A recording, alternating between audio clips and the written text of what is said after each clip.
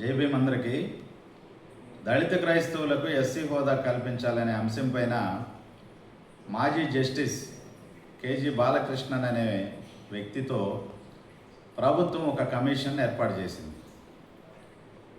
Commission యొక్క పని పారదర్శకంగా గ్రాస్ రూట్ లెవెల్కి వచ్చి పరిశీలించి ప్రజాభిప్రాయాన్ని సేకరించి అసలు దళిత క్రైస్తవుల యొక్క స్థితిగతులు ఎలా ఉన్నాయి వాటిని పరిశీలించి ఆ తరువాత దళిత క్రైస్తవులకి ఎస్సీ హోదా కావాలా లేదా అనేది డిసైడ్ చేయాలి.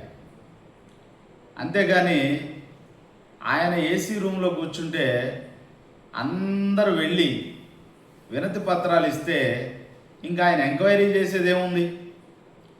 ఈ దేశంలో కమిషన్ల పేరిట కోట్ల రూపాయలు చెల్లిస్తున్నారు. కానీ ఏ కమిషన్ కూడా సరైన రీతిలో గ్రాస్ రూట్ లెవెల్కి వచ్చి ప్రజలకు ఏది అవసరం, వాళ్ళ స్థితిగతులు ఏంటి, వాళ్ళ సమస్యలు ఏంటి, వాటిని పరిశీలించకుండా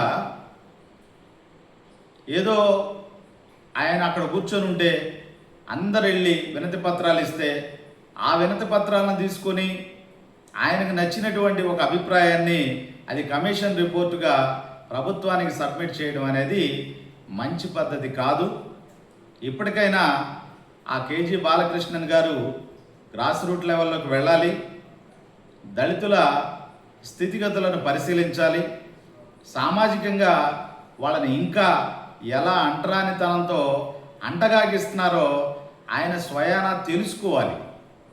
అప్పుడు దళిత క్రైస్తవులకి ఎస్సీ హోదా కావాలా లేదా అనేది డిసైడ్ చేసి ప్రభుత్వానికి రిపోర్ట్ ఇస్తే మంచిదనేది నా అభిప్రాయం. జై భీమ్.